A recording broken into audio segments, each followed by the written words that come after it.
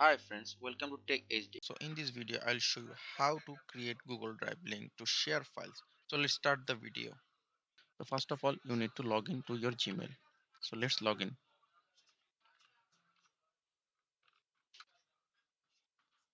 Let's give the password.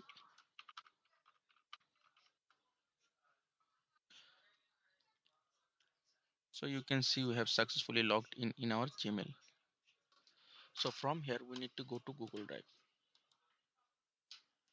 Now from Google Drive, we need to select which folder we want to share. After that, we need to click here and then we need to click get link.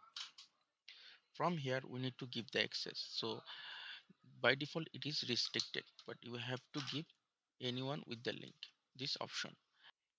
After that, you can change the role: viewer, commenter, editor. If you give the editor option, then anyone with this link can edit this file and folders. After that, you need to copy this link. So with this link you can share this folder to anyone.